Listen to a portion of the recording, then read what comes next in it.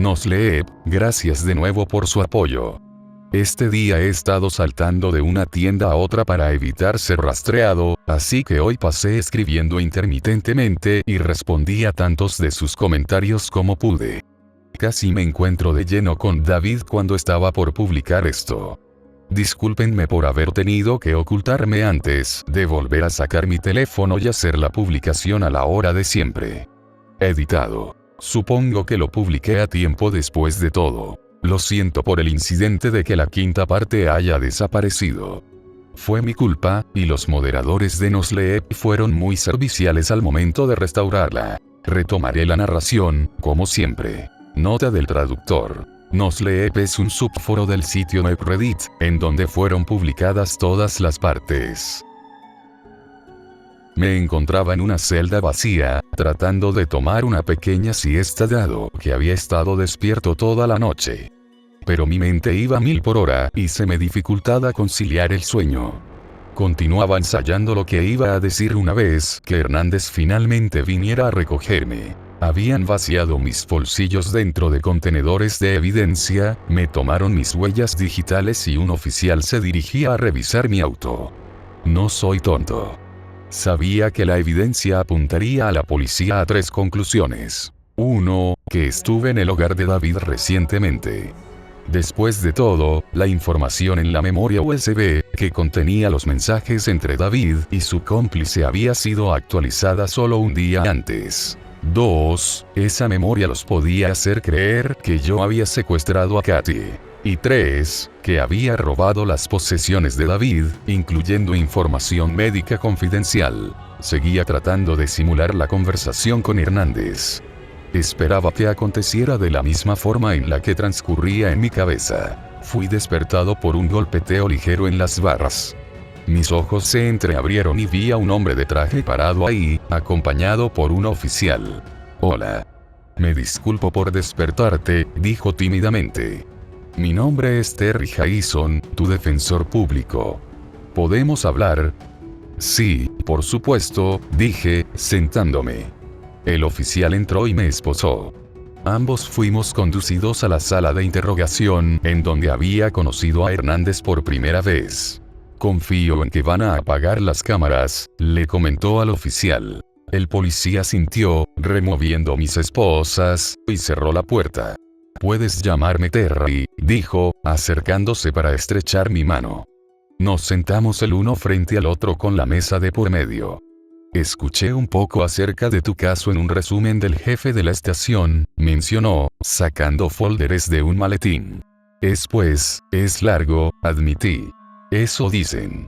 Voy a tener que disculparme por adelantado. Es probable que tengas que repetir tu historia muchas veces durante estos procedimientos. Para prevenir esto lo mejor posible, tú y yo nos vamos a sentar y vamos a dejar por escrito tu versión de los eventos. De esa forma, puedes apoyarte en tus declaraciones y tener la certeza de que lo que dices es consistente y exacto. ¿Suena bien? Tenía sentido, así que asentí. Primero, tengo un contrato aquí para que lo firmes, el cual estipula que accedes a permitirme ser tu representante en un proceso judicial. Empujó un papel y un lápiz por la mesa. Le di un vistazo y firmé en el final. Los tomó de nuevo. ¿Te gustaría que te llame Sandero por tu apellido? Me preguntó con una sonrisa serena. Sander está bien. Bueno, Sander. Comencemos a escribir. Terry se sentó conmigo pacientemente mientras yo escribía cada detalle que podía recordar. Empecé con la conversación del reto que tuve con David y continué toda la cadena de eventos hasta el punto actual. Empezó como una página con recuerdos revueltos y palabras para refrescar mi memoria. Luego tomó lentamente la forma de una declaración, que Terry me ayudó a editar para convertirla en una declaración basada en hechos. Cuando te pregunten acerca de un recuerdo o suceso, remítelos a este documento. Trabajamos por 1 hora, hasta que habló de nuevo. Tengo que ir a otra cita, pero he pedido que se te permita continuar trabajando en tu celda. He calendarizado una reunión con el fiscal y el detective Hernández para mañana a la hora del almuerzo. ¿Crees que puedas haberla completado para entonces? Sí, eso creo. Y lo hice. Pasé el resto del día escribiendo esa declaración. Dormí esporádicamente, pero estaba desesperado por completarla antes del almuerzo del día siguiente. Había sucedido demasiado, y tenía mucho que quería decir. Estaba bastante orgulloso de los resultados. De hecho, estaba más orgulloso de esa declaración que de esta que están leyendo. Aquella tenía muchos más recuerdos frescos. Fue una declaración concisa y al grano. Esta se siente un poco más fragmentada. Pero quizá haya sido mejor que fuera esta la que publiqué. Al día siguiente, estaba de vuelta en la sala de interrogación. Terry estaba sentado a mi izquierda. Hernández estaba parado contra la puerta, viéndome fijamente con sus brazos cruzados. No podía leer su expresión. Al otro lado de la mesa estaba sentado un hombre anciano, quien se había introducido como Gunderson, el jefe del departamento. El jefe de Hernández. A su lado se encontraba un hombre alto y desgarbado con cabello negro y aceitoso. Mantenía sus manos detrás de su espalda, observándome atentamente. La grabadora entre nosotros estaba activada. He sido actualizado acerca de los casos en los que estás involucrado, dijo el jefe Gunderson con una voz ronca. Tomando en consideración los descubrimientos recientes, estoy interesado en escuchar todo desde tu perspectiva. ¿Me arrestaron solo para escuchar mi versión de la historia? No, te arresté porque se sospecha que incendiaste la casa de Anakin, matándola de esta forma. Hernández me dice que te pudiste haber sentido con el derecho de hacer tal cosa por todas las acusaciones que has utilizado como munición en contra de David King. Así que me gustaría escuchar desde el comienzo qué fue lo que ha sucedido y conocer tu versión de los eventos. ¿Quién es él? Pregunté, señalando al hombre larguirucho. Soy el fiscal, Adam Leuderman, me contestó. Ah, así que serás tú quien tratará de meterme preso, bromeé. Terry colocó una mano de advertencia en mi pierna. Trataré de establecer la verdad acerca de lo que sucedió, me corrigió, mirándome con desprecio. Mi cliente ha preparado una declaración de la cual pretende depender enteramente, dijo Terry, repartiendo copias de las 17 páginas escritas a mano. El jefe y el fiscal tomaron una. Hernández caminó hacia el frente y agarró una también. Empezó a leer de inmediato desde su lugar en la esquina. Traté de captar su mirada, pero no me vio en ningún momento. Confío en que podemos comenzar hoy el proceso de investigación jurídica, preguntó Terry. Necesitaré copias de todo, al igual que una copia de la condena oficial. Ignoré a Terry y me enfoqué en Hernández. Había algo acerca de su actitud que atrapaba mi atención. No podía identificar qué era. Me enfoqué en él durante la reunión completa, tratando de descifrar qué era lo que mis instintos me decían. Los demás discutieron detalles legales con Terry y corroboraron el proceso de investigación jurídica entre las dos partes. Un par de días después, Terry estaba sentado de nuevo conmigo en la sala de interrogación, detallándome lo que había aprendido por medio de la investigación jurídica.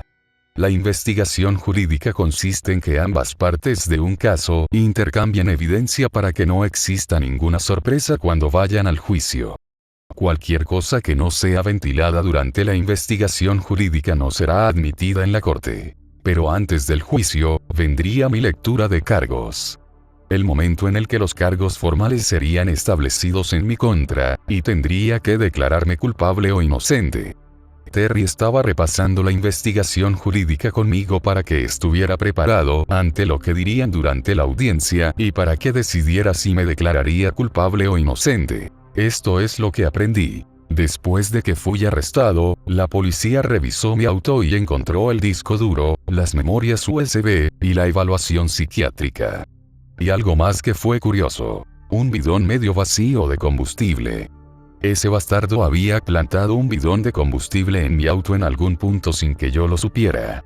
Estuve en mi auto toda la noche, así que es posible que David lo hubiera plantado dentro de los pocos minutos en los que estuve en la estación de policía antes de ser arrestado o que ya hubiera planeado incendiar su casa antes de que yo fuera a Walmart. La policía había revisado el contenido de todas las memorias USB y había descubierto la conversación entre David y su cómplice. Excepto que, como había predicho, me acusaron a mí de haber escrito los mensajes y me enlazaron, de esa manera, al secuestro. El archivo de texto nunca especificó el nombre de Katie, pero ellos alegaban que el secuestro de Katie era el escenario más posible dado que yo fui el primero en enterarme. Sin embargo, a pesar de esta evidencia, la fiscalía no sentía que podría convencer a un jurado. Así que no planeaban agregar el secuestro de Katie como un cargo formal en mi contra, pero estaban buscando más evidencia. También habían intentado abrir el contenido del disco duro de David, pero descubrieron que estaba encriptado, al igual que yo lo había hecho. Lo enviaron a un laboratorio para que fuera analizado. El reporte médico fue clasificado como inadmisible porque perjudicaba a un individuo que no había consentido la difusión de esa información. Todo ciudadano de los Estados Unidos retiene cierto control en cuanto a quién puede ver tus registros médicos. Denegar su uso en una corte de ley es un derecho que se retiene en ciertas situaciones, incluyendo esta. David había decidido poner en práctica ese derecho. Como resultado, el fiscal solo podía condenarme por posesión ilegal de los registros médicos de alguien más. Ese era un crimen grave, aparentemente. Terry también había sido informado de que el caso de robo de identidad estaba siendo combinado con los cargos en mi contra. Las compañías de las tarjetas de crédito habían hecho sus propias investigaciones y estaban presentando cargos en mi contra por fraude. ¿Por qué harían eso? Porque una investigación técnica sobre el origen del registro de las tarjetas fraudulentas develó que la víctima misma, Sander Jones, había, en efecto, llenado y completado las hojas de registro desde su propio dispositivo informático. En otras palabras, rastrearon la dirección IP de quien había llenado las hojas de registro y descubrieron que mi computadora fue la infractora. Lo cual significaba que me estaban acusando por haberlas registrado, por haber gastado todo el dinero y por haberlo reportado después como fraude. Otro crimen de gran escala. El robo de mi cuenta de banco también fue vinculado a mí. De nuevo, alegaban que estuve tratando de cometer fraude al presentarle el reclamo falso al banco. La policía finalmente había recibido las grabaciones de vigilancia del supermercado en donde el cajero automático estaba localizado. Había 3 ángulos. Una cámara estaba por encima de la puerta, una estaba por encima de la caja registradora y una estaba en la esquina extrema de la tienda opuesta al cajero automático. Las grabaciones mostraban a un hombre con una sudadera oscura con capucha entrando a la tienda. El video estaba pixelado, como era de esperarse, pero, a pesar de eso, había un logo grande al reverso de la sudadera que podía ser reconocido. El hombre con la sudadera entró al cajero automático y se sacó algo de su bolsillo. La fiscalía alegaba que fue un teléfono celular, dado que la hora en la grabación concordaba con la hora de acceso a mi cuenta de banco. La figura encapuchada estuvo agachada por unos minutos antes de escribir en el cajero, bloqueando la pantalla con su cuerpo. El dinero salió, lo agarró y caminó hacia la puerta. La cámara en la esquina opuesta del cajero solo fue capaz de capturar una fracción de su rostro. Estaba borroso, pero la fiscalía lo comparó con fotografías de mi perfil de Facebook y alegaban que tenía la similitud suficiente para que pudiera ser considerado que era yo. Comparado con fotografías de David, también pudo haber sido él. Había debatido muy ferozmente ese punto con la fiscalía. Cuando había terminado con mi rabieta, el fiscal me dijo que los investigadores también encontraron una sudadera con el mismo logo en mi departamento. Luego utilizaron su carta del triunfo. La página web del banco había sido accedida desde la dirección IP asignada a mi teléfono celular durante el mismo periodo de tiempo. Con respecto al incendio, el cual era la acusación principal en mi contra, tenían evidencia decente. El bidón de combustible era una y el correo de voz era otra. Pero incluso había evidencia más fuerte. Cuando llegué a Walmart por primera vez, me estacioné cerca de la entrada principal, a plena vista de las cámaras colgando del edificio. Me vieron irme claramente cuando me estaba dirigiendo hacia la casa de David.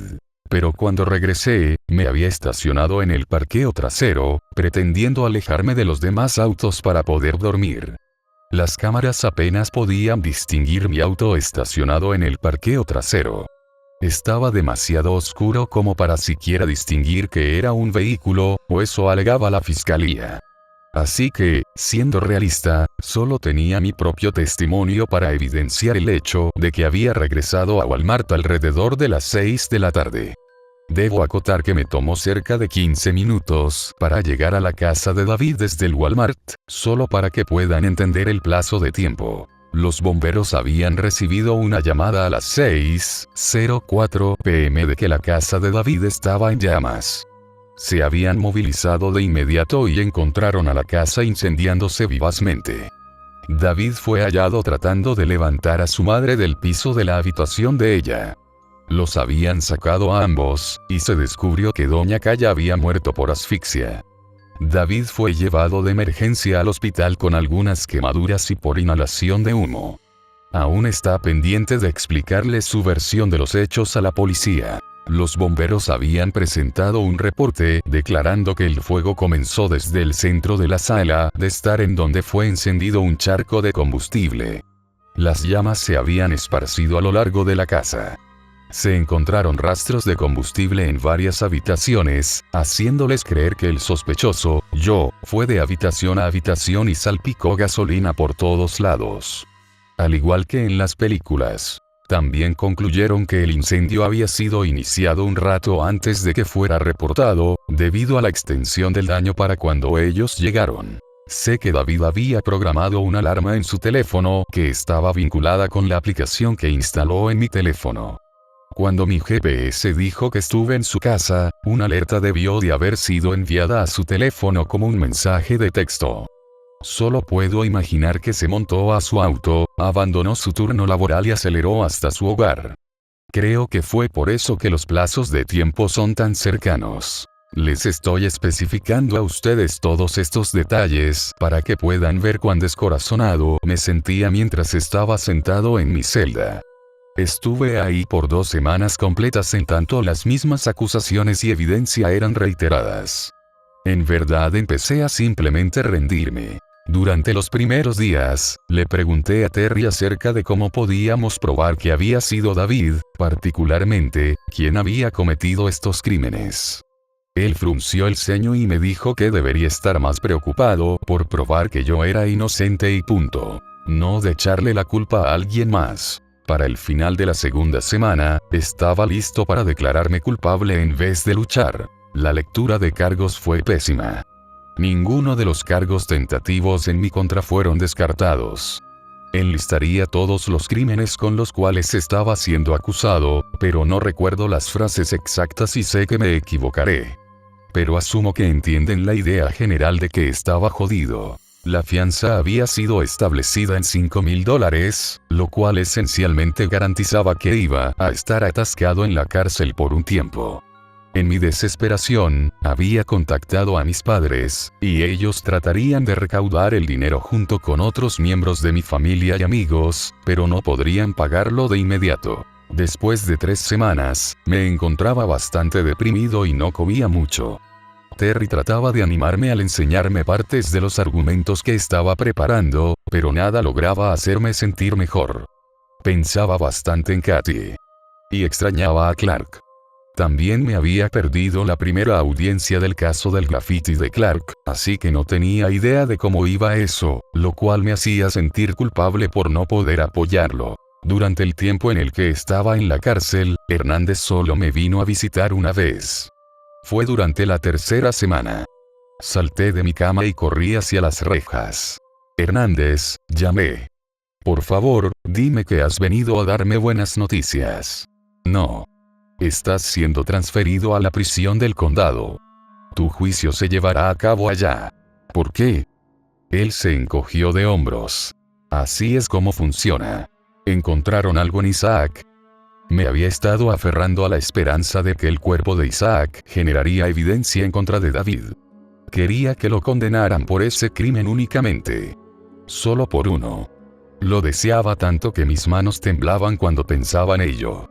No tengo permitido hablar de eso, me esquivó, evitando mi mirada. De cualquier forma, vine a decirte que serás movido en 3 días. Hernández, repetí mientras él se daba la vuelta. Pensé que creías en mí. Así es. Hasta que incendiaste la casa de David. Ahora no estoy seguro de quién es el verdadero psicópata. No fui yo. Grité, pero me dio la espalda. 3 días más tarde, como Hernández había dicho, vinieron a trasladarme. Después de la cena, fui esposado y escoltado afuera de la instalación hacia una patrulla que me conduciría a la prisión del condado a 2 horas de distancia. Los 2 oficiales que me conducirían fueron respetuosos conmigo, pero pusieron la radio a todo volumen tan pronto como íbamos por la carretera. Apenas podía escucharme pensar, y estaba comenzando a sentirme frustrado. Siempre había detestado los viajes en auto sin mi propia música, y ahora estaba atascado en un recorrido de 2 horas con mis manos esposadas detrás de mi espalda y una radio zumbando música que no me gustaba. Llevábamos más o menos 1 hora y estaba listo para gritar. Miraba por la ventana, tratando de encontrar algo interesante en lo cual pudiera enfocar mi mente.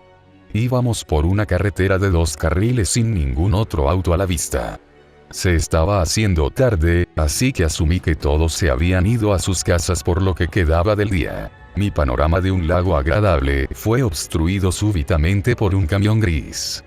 Traté de buscar otra cosa que pudiera contemplar, pero luego noté que el camión se estaba acercando peligrosamente a nuestro carril.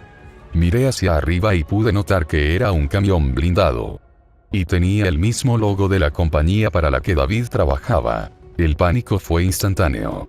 Algo presionó mis pulmones y me impidió vocalizar. El camión se acercó lentamente a un costado de la patrulla hasta imponerse en contra de ella. Los policías gritaron.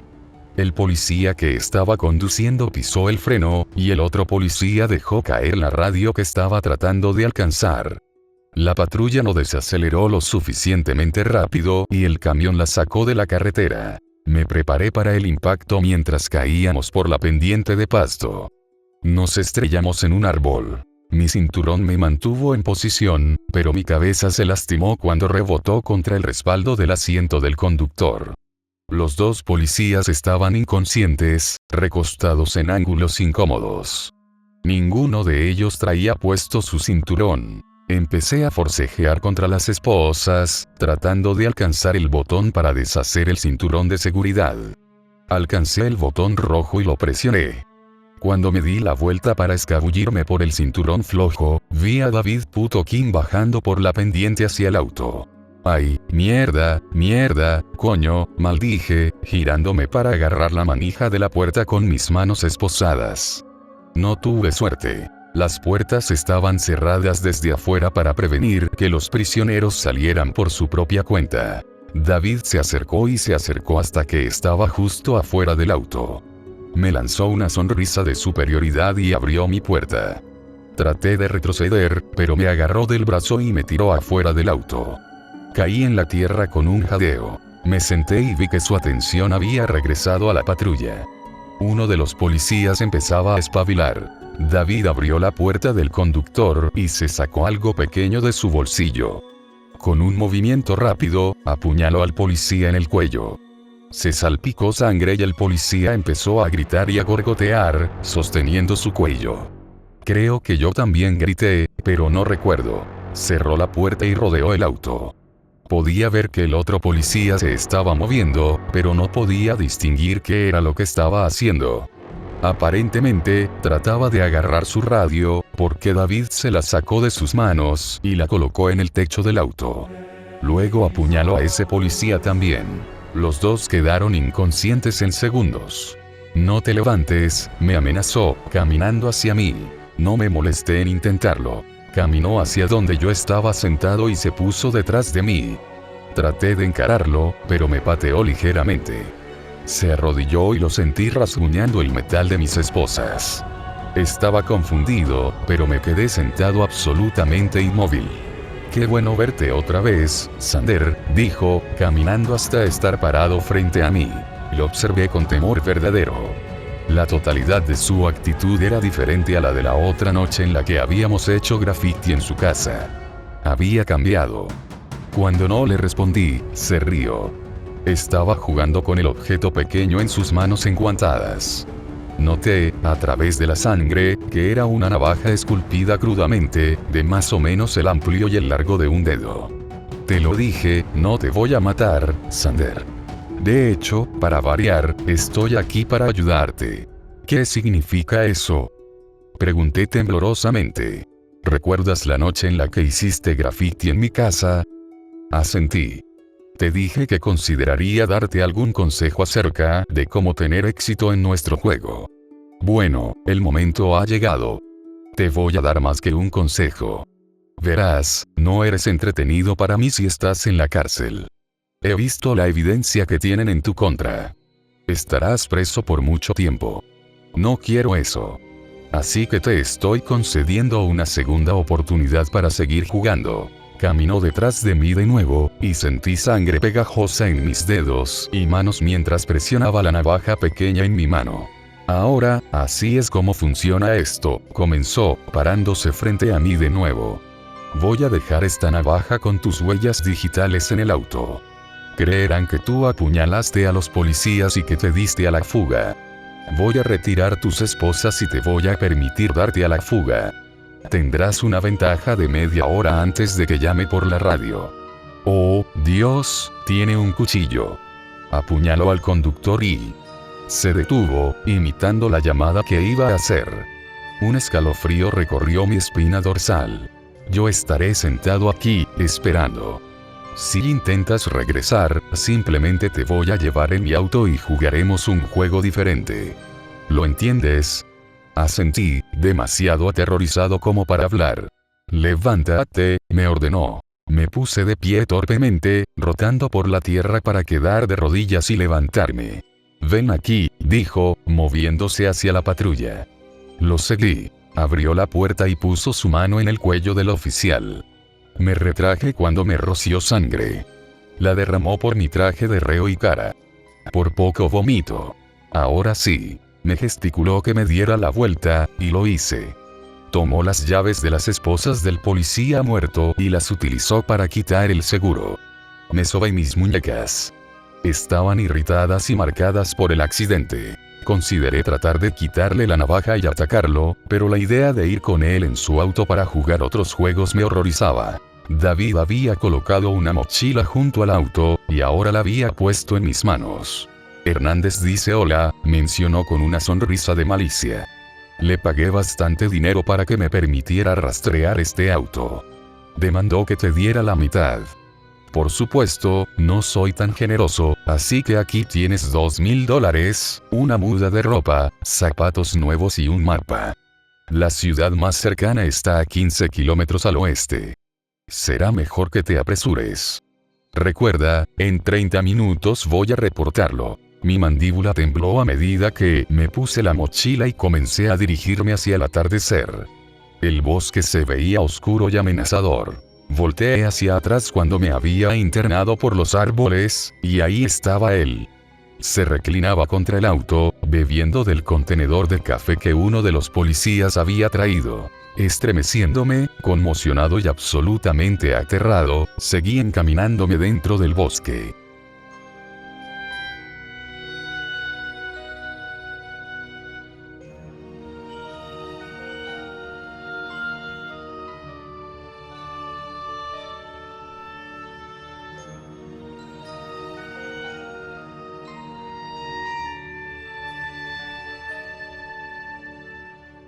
Recuerda visitar el canal si quieres escuchar más historias, y suscríbete para apoyar mi trabajo, siempre se agradece la ayuda.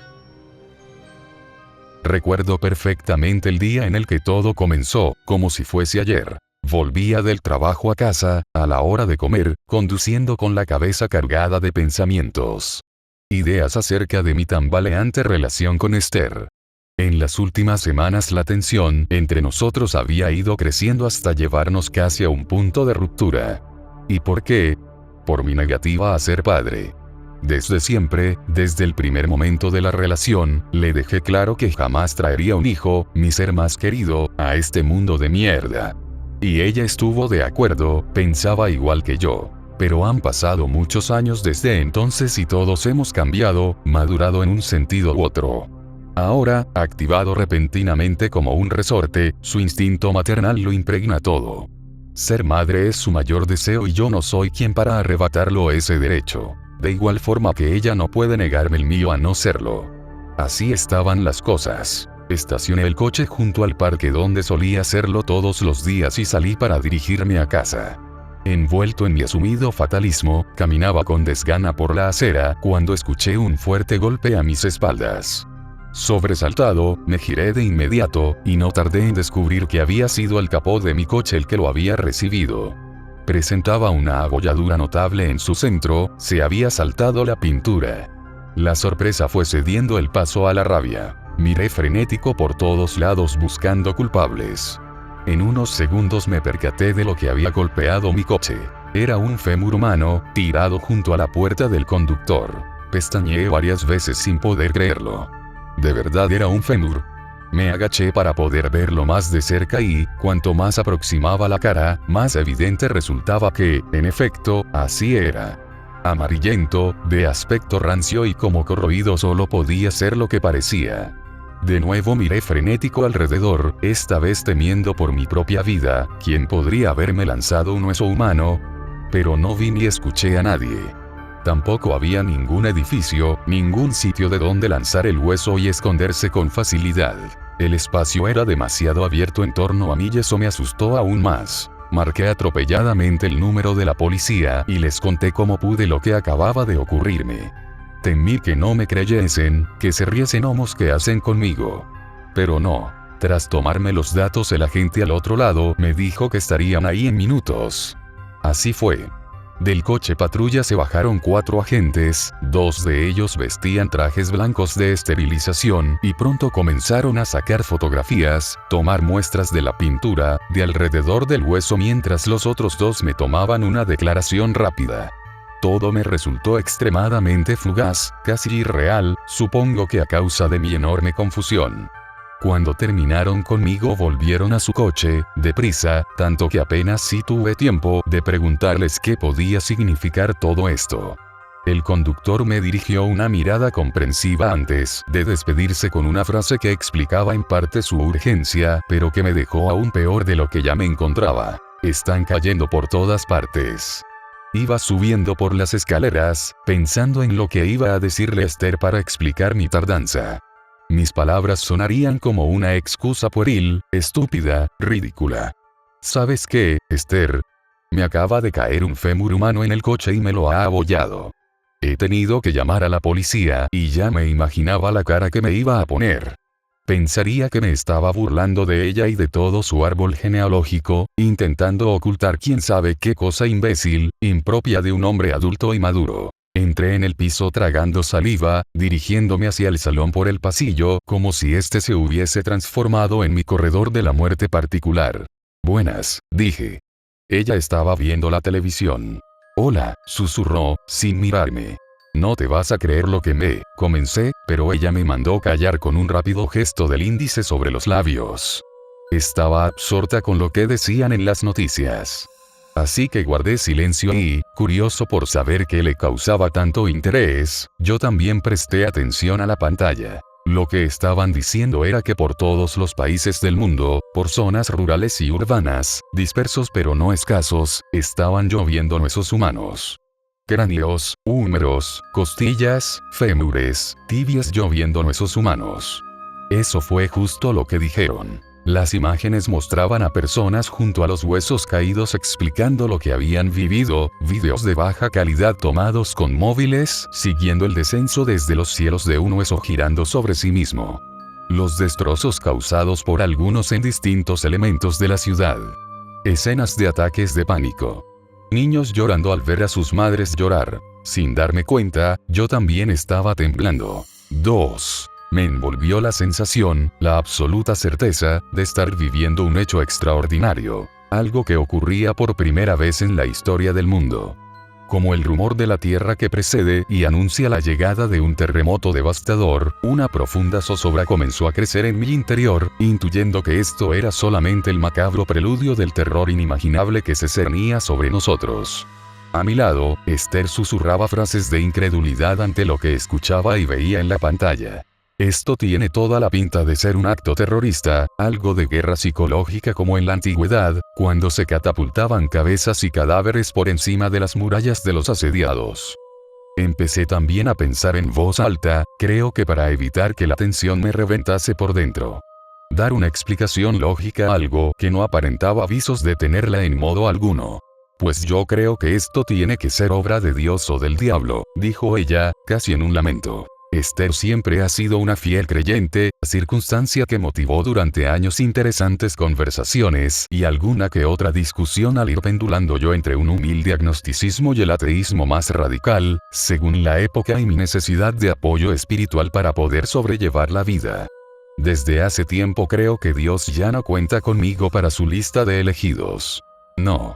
Existen muchas otras razones más sencillas y verosímiles que habría que descartar antes de que pudiésemos hablar de la mano de Dios, dije, y ella me miró alzando una ceja. Podría ser una manipulación más, orquestada por los gobiernos y sus medios de comunicación. En este momento recordé la abolladura de mi coche, pero proseguí, o algún extraño fenómeno dentro de las leyes de la naturaleza. Incluso veo más factible que esto sea la primera fase de una invasión por civilizaciones alienígenas que estén usando nuestras estúpidas y arcaicas creencias contra nuestra estabilidad mental. Lo de estúpidas creencias no lo dirás por las mías, ¿verdad? No lo digo por ti. Lo digo en general. Se estaba enfadando. Ya, pero yo entro en ese general, bufó. De momento, tus causas tienen tanta validez como las mías, sacudió la cabeza en incrédula negación. ¿Realmente crees que esto está organizado por el hombre? Peores cosas se han visto. ¿Como cuáles? Como las guerras mundiales, como los autoatentados para justificar lo injustificable, entre otros muchos horrores caníbales. Siempre nos hemos organizado estupendamente para acabar los unos con los otros. Esto es diferente, apoyó su pequeña cara sobre una mano, mirando de soslayo al televisor. Dios está intentando decirnos algo. Los creyentes no suelen usar la lógica ni el empirismo. Niegan de forma natural las evidencias en contra de sus creencias y te culpan cada vez que entras con una luz en la oscuridad, su amada oscuridad. Un creyente es, en esencia, un adorador del misterio, de lo oculto, y lo necesitan como el adicto necesita la sustancia que lo mantiene flotando. No es tan sencillo como eso. Pues yo creo, dije suavemente, que referirse a lo sobrenatural es poner de manifiesto que se niega, que no se puede asimilar nuestra naturaleza humana, su faceta perversa, orientada a la maldad. Si Dios quiere decirnos algo, ¿por qué no lo dice claramente y punto? ¿Por qué hay que estar siempre intentando clarificar si el mensaje es X o es Z y, encima, indagar si es él o no quien lo expresa? Esther me clavó la mirada, obviamente molesta. Muy bien. Imaginemos que vosotros, los escépticos, los incrédulos, estáis en lo cierto. Imaginemos que Dios no existe, que todo es una mierda mecanicismo y que el hombre es un gusano hijo de puta capaz de todo con tal de engordar, sobre todo si es a costa de los demás. Supongamos que tenéis razón en todo, pero ¿por qué os alegráis de que las cosas sean así? ¿Por qué os consideráis más inteligentes, evolucionados, que los creyentes? ¿De dónde os viene ese aire de superioridad, ese regodeo en la crudeza, esos deseos de destruir las equivocadas creencias de los demás? Yo no me considero más inteligente que tú, ni estoy especialmente contento porque las cosas sean así. Pero en la vida pocas cosas hay que causen más daño que una creencia equivocada. Además, sois vosotros los que os sentís moralmente superiores a nosotros, por no hablar de ese paranoico complejo de persecución que ostentáis a la mínima ocasión. Y luego somos nosotros los malos, los diabólicos. Pero las religiones han causado más guerras de las que se pueden contar, y la Inquisición se hinchó a quemar a gente viva. Me pregunto qué pensará Dios de todo eso, concluí. Ella se levantó del sillón con un bufido de cansancio. Mira, por lo que a mí respecta, puedes seguir creyendo lo que quieras. Está claro que no nos vamos a persuadir mutuamente ni vamos a sacar nada de esto. Solo déjame decirte que os veo francamente limitados para aprender del universo en su grandeza, ciegos a las razones más allá de la razón, encerrados y orgullosos de estarlo en vuestras trampas lógicas que poco tienen que ver con lo que ocurre ahí fuera. Muy bien, Esther, pues peor para mí entonces. Me alegro de que os sintáis queridos por Dios y siendo uno con el universo. Ojalá yo pudiese también. Durante unos minutos quedamos en silencio, mirando lo que nos ofrecía el televisor. ¿Qué crees que debemos hacer?, dijo al fin, ladeando la cabeza para referirse al suceso probablemente más extraño acontecido en la Tierra. Llevaba un rato pensándolo, así que las palabras fluyeron solas. Después de comer, voy a hacer lo que se suele hacer siempre en caso de incertidumbre extrema. ¿A qué te refieres? Sus ojos negros me miraron con interés. Voy a comprar y traer tanta comida y agua como sea capaz de cargar. En los días siguientes el mundo estaba en plena ebullición de noticias. Yo iba a mi trabajo y volvía, por todas partes no se hablaba de otra cosa. Los gobiernos al unísono se apresuraron a emitir comunicados tranquilizadores, intentando evitar que el pánico se extendiese en una deriva hacia el terror. Decían básicamente que se trataba de un extrañísimo fenómeno meteorológico en estudio, similar a esas lluvias de piedras o pequeños animales que han quedado recogidas en la historia. Pero por la red numerosos grupos de investigadores independientes ya lo estaban desmintiendo.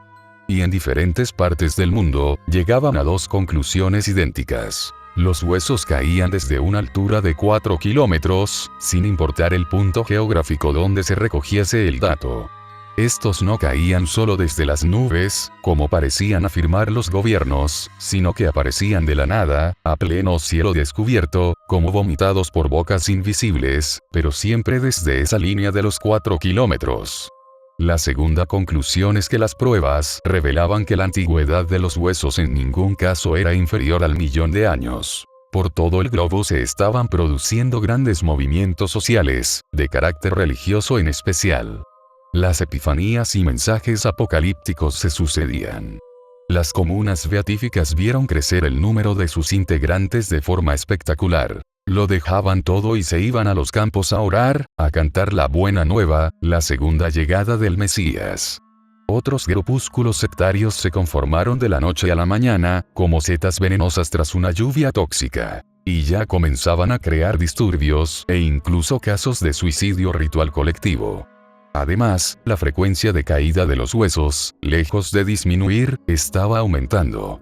Era evidente hasta a simple vista. Esther y yo pudimos ver desde la ventana de nuestro salón, que daba al parque y, por lo tanto, permitía una amplia vista sin edificios, caer no menos de 3 o 4.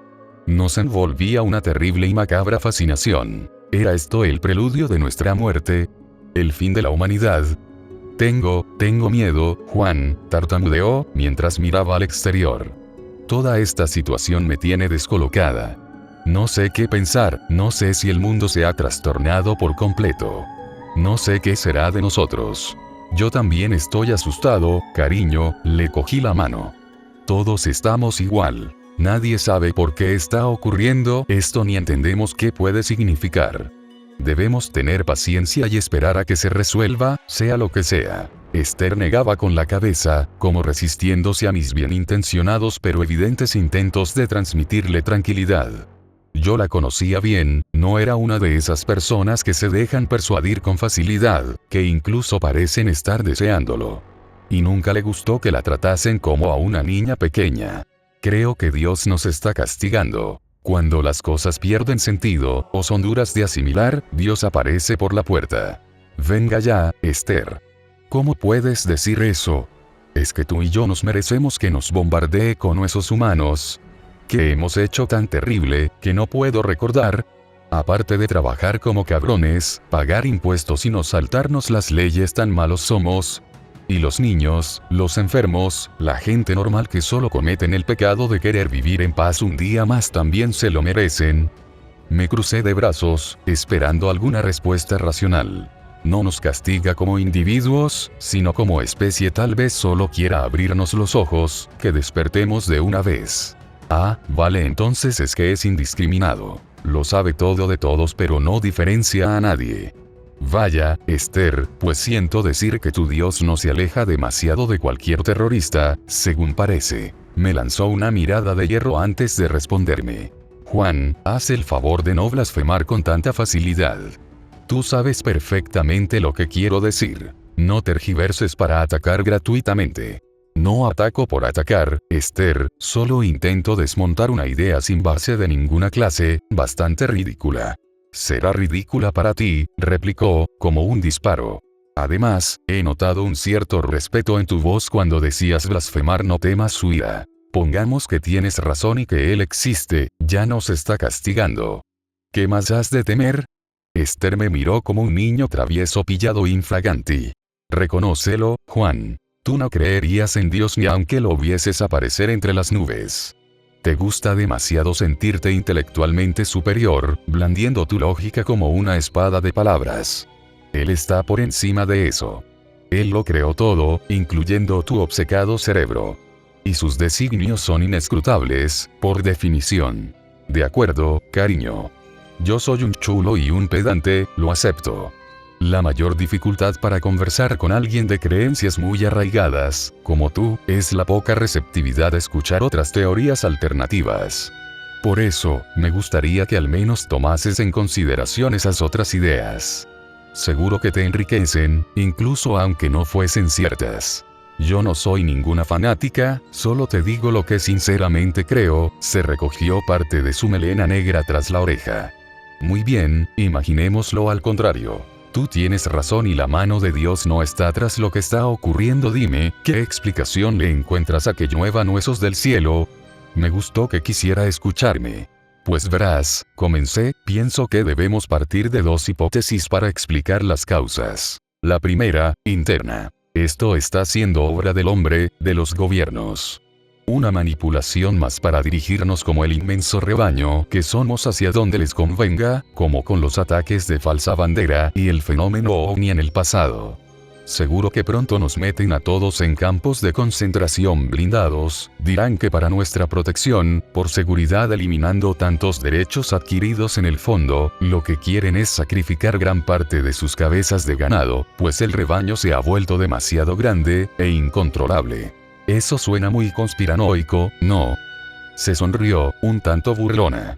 Muy nuevo orden mundial, Illuminatis pensaba que tú no creías en esas cosas. Me guiñó un ojo, devolviéndome la pelota de la puerilidad de las creencias. Y realmente no creo en ello a pies juntillas, pero es una probabilidad que está ahí. ¿Por qué habríamos de descartarla? Muchas pruebas son incontestables, y eso no tiene nada que ver con lo que uno cree. Habría que ver también quién presenta esas pruebas, cómo y si no es otra manipulación más, a su vez, añadió Esther. No te diré que no, le reconocí. Pero que los gobiernos nos engañan y manipulan desde que existen es una obviedad fuera de toda discusión. La segunda hipótesis es externa, menos probable para mí que la primera, pero tampoco descartable. La lluvia de huesos puede estar causada por entidades no humanas, de fuera de la Tierra o incluso de otras dimensiones. Esa sí que es buena. Esther se carcajeó con ganas, como no lo había hecho desde que empezó la pesadilla. ¿De otras dimensiones dices? Un poco alucinante, ¿no te parece? Sí, claro, pero es otra opción no desdeñable. Los huesos aparecen de la nada, a 4 kilómetros de altura, ¿recuerdas? ¿Eso te parece normal, natural, explicable? Suponiendo que lo que dicen sea cierto, no lo olvides. De acuerdo, suponiendo que sea así. Fíjate, Esther, ¿te das cuenta de tu resistencia a aceptar esa mera posibilidad? ¿Ves cómo te parece una infantilada propia de las pelis para críos? Tal vez es justo lo que pretenden que creamos, y llevan trabajando en ello muchos años, con buenos resultados, evidentemente. Tu reacción es un claro ejemplo, y seguro que es mayoritaria en la sociedad. Esther bufó, mordiéndose el labio inferior y negando con los ojos mirando hacia los cielos, como pidiendo fuerzas a su Dios para soportar tantas tonterías. Bien, sigamos con tu hipótesis, parecía divertida. ¿Y por qué esos seres del espacio exterior no llegan y directamente nos destruyen, nos esclavizan, nos devoran o lo que diablos se suponga que quieren hacer con nosotros? ¿Para qué tantos rodeos? Parece que no es solo mi Dios el que actúa con claves, me miró con sorna, ladeando la cabeza, sabedora de su gancho a la barbilla dialéctico. Ni tan siquiera te estoy diciendo que yo piense que esa sea la causa, me defendí, solo te pido que valores la hipótesis, la idea. Cuantas más aportemos, más cerca estaremos de... Esther gritó de repente. Mira, mira. Ven rápido. Con los ojos como platos, estaba señalando a través de la ventana. ¿Qué pasa? Me alarmé, mientras corrí hacia ella. Se escuchó un fuerte impacto seco de algo rompiéndose en la calle. El sonido llegó perfectamente hasta nuestro segundo piso. Lo he visto. Lo he visto caer. Estaba acelerada. Era como un costillar, Juan. ¡Mira! ¿No lo ves allí, junto a la señal de prohibido? Aquello blanco. En efecto, había unos fragmentos blanquecinos junto a la señal, como un arpa de hueso rota. Los huesos de un costillar, desperdigados. ¡Qué horror, Juan! Gimió, girándose para abrazarse a mí. La estreché contra mi cuerpo, apoyando la mejilla sobre su cabeza. Mientras observaba cómo algunos curiosos se acercaban hasta aquellas costillas rotas, sentí que la inmensa boca del infierno se abría ante nosotros. Durante la semana, los hechos se precipitaron día a día, con creciente velocidad, como una bola de nieve echada a rodar ladera abajo. El mundo se convulsionaba con noticias extraordinarias que se habían vuelto cotidianas. Ahora lo normal era asomarse a la ventana y ver caer, cada pocos minutos, algunos huesos aquí y allá. Su frecuencia seguía aumentando progresivamente, sin diferencias significativas en ningún lugar del mundo. Aunque sí se había detectado un incremento considerable en las grandes zonas urbanas respecto a las más despobladas. Los gobiernos se unieron a la corriente de los investigadores de la red, a su línea de información, como si nunca antes la hubiesen desprestigiado con mil artimañas. Afirmaron que los huesos eran humanos, y que el más reciente de los estudiados databa de unos 100.000 años atrás. Se habían creado unidades especiales del ejército dedicadas a la recogida de estos restos.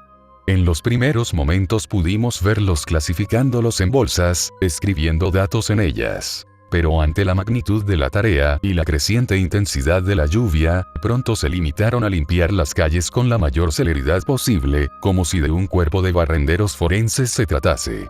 Ya se contaban por centenares los muertos, debido a impactos de hueso a lo largo y ancho del planeta.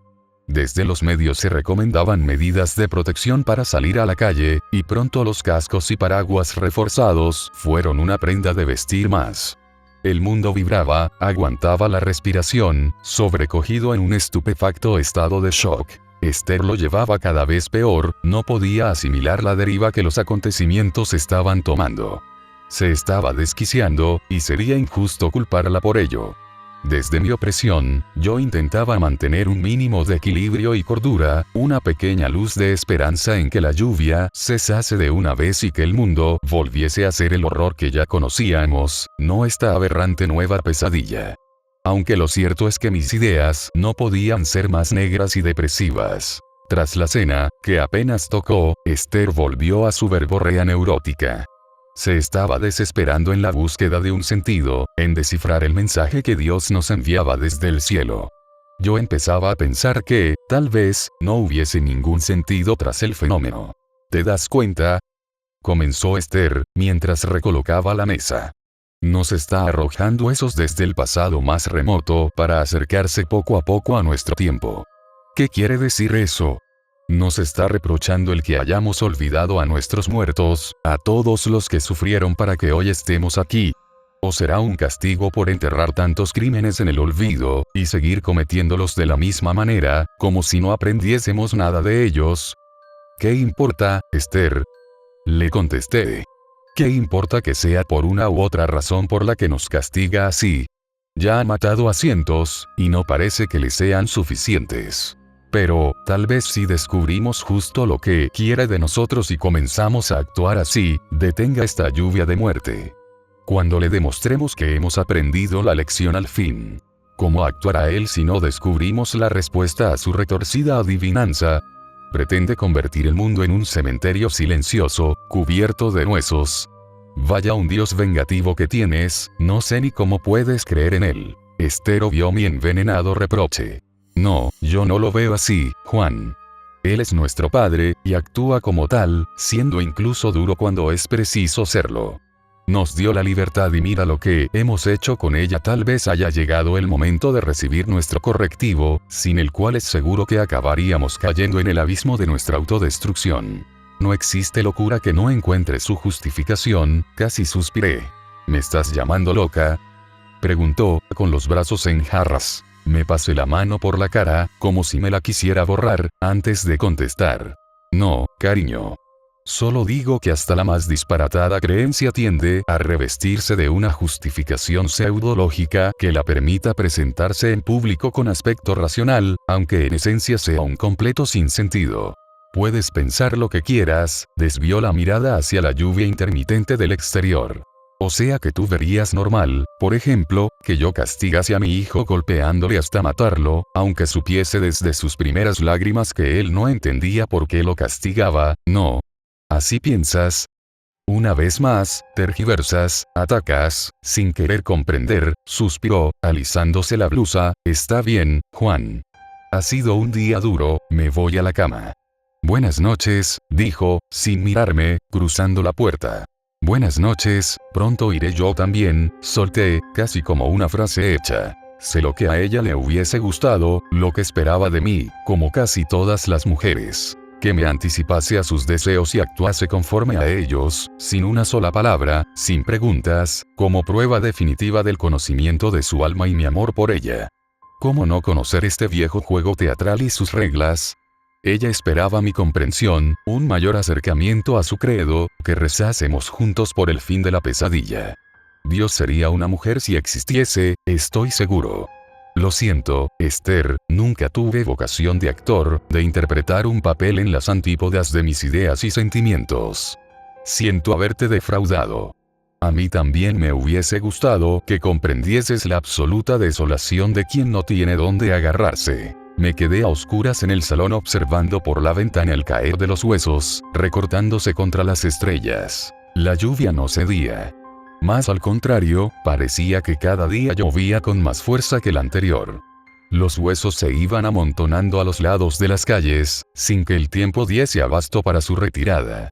Algunos grupos de voluntarios, los limpiamuertes, se les dio en llamar, intentaban facilitar la labor del ejército, acumulando las osamentas en determinados puntos, como impíos altares levantados en honor a algún dios del Averno. El trauma se extendía como una fiebre, imposible de parar. Estábamos perdiendo lentamente la cabeza, los referentes, los nervios sometidos a esta incertidumbre sobrenatural de visos apocalípticos. El colapso, buscado no por quien estuviese detrás de todo esto, se veía venir. Para colmo, estaban diciendo que los últimos huesos recogidos y estudiados databan de hace unos 2000 años. Y muchos presentaban huellas de violencia, signos de tortura. Esos detalles morbosos vomitaban las pantallas, como si no tuviésemos suficiente mierda encima con todo lo que nos caía sobre las cabezas. ¿Lo ves?, dijo Esther, con sus ojeras cada vez más oscuras, profundas. Dios nos castiga con los restos de nuestros crímenes, para que no olvidemos tanto mal causado. ¿Te das cuenta, Juan? De todos los millones de inocentes muertos por nuestra propia mano, por nuestra locura. La escuchaba, una vez más su beatífica perorata, a la que se agarraba su mente como si allí fuera a encontrar la salvación. Y escuchaba el golpear de los huesos en la calle, ahora constante, sobre los coches, los tejados, sobre cada objeto a la intemperie, como masas orgánicas de lo que una vez fueron personas. Deseé estar muerto, como ellos. Lo confieso. Esther, eso no puede ser, dije, realmente cansado. Aunque nos arroje a todas las víctimas inocentes de la historia encima, simplemente, no puede ser. Tal vez, no sean solo los asesinados de forma premeditada y violenta, sino todas las personas que han muerto en el mundo desde que el hombre existe. Tal vez esté vaciando los cementerios, las fosas comunes, sacando fuera todo lo que está bajo tierra, mostrando lo que somos en realidad una vez despojados del regalo de la vida, sin parar hasta que nosotros cambiemos. Hasta que creamos en él. Ni siquiera así, Esther. ¿Cuántos miles de millones han muerto desde el origen? Yo no lo sé, pero, sean los que sean, es imposible que sean tantos como para cubrir no solo las ciudades del mundo, sino la inmensidad de la Tierra, como parece estar ocurriendo. Dio unos pasos por el salón, nerviosa, como buscando los asideros para que su teoría no se hundiese por completo, junto a ella. A lo mejor los está multiplicando, como los panes y los peces, con tal de que comprendamos, al fin. Guardé silencio, agotado de pensar en vano. Me pulsaban las sienes. Notaba cómo el estrés recorría también mi cuerpo. La sensación de impotencia, de no poder hacer nada significativo por cambiar nuestra suerte era total. ¿Qué pueden hacer dos personas para detener el apocalipsis? Esther miraba a través de los cristales, llorosa. Puede que nos esté castigando a ti y a mí, por no haber tenido un hijo. Creced y multiplicaos, dijo, casi para sí misma. El reproche, siempre ahí clavado, como un oxidado cuchillo ritual de los incas. No me vengas otra vez con eso, Esther, rogué, hastiado. Pensar que lo que sucede en el planeta depende de lo que tú y yo hagamos es de un egocentrismo solipsista extremo. Ella callaba. ¿Te imaginas lo que hubiese sido tener un hijo? Proseguí. ¿Te gustaría que nuestro hijo estuviese por aquí ahora, siendo víctima junto a nosotros de esta locura? A veces pienso que, no trayéndole a este mundo de mierda, lo he querido y respetado mucho más que tú. Esther se giró hacia mí, con ojos sorprendidos, furibundos. ¿Qué coño estás diciendo? Explotó. ¿Cómo me puedes decir eso? Yo le hubiese dado una vida llena de afecto, digna de ser vivida, y si esto es el final, al menos hubiese tenido la ocasión de estar vivo, de poder respirar y conocer qué significa esta experiencia. Ahora ya, se le crisparon los labios, nunca podré ver su cara. Se acercó a mí, con lágrimas resbalando por sus mejillas. Eres un cobarde, un egoísta de mierda. Y en lugar de golpearme a mí, dio un manotazo al plato de cristal sobre la mesa, que voló hasta hacerse añicos contra el suelo, justo antes de salir corriendo hacia nuestro cuarto. Escuché el portazo al final del pasillo, a galaxias de distancia. Vaya asco. Me levanté al rato con pesadumbre, a por la escoba y el recogedor para barrer los pedazos de cristal por todo el salón. Lamenté todas y cada una de mis palabras, la forma de expresarlas. Lamenté mi estúpida soberbia, mi falta de sensibilidad hacia su estado emocional. Lamenté estar junto a ella, no haberla dejado libre, que encontrase a cualquier otro que le transmitiese la felicidad que yo jamás sería capaz de brindarle. Mientras arrastraba con la escoba los brillantes fragmentos hacia el recogedor, sentí unas inmensas ganas de llorar, como ya ni recordaba. Ella tenía razón. Soy un cobarde, por no querer un hijo y cuidarlo junto a ella, por no alejarme, por no atreverme a vivir sin verla cada día. Y soy un egoísta de mierda, porque he unido su destino al mío. Porque es la única persona en el mundo a la que he amado con toda mi alma.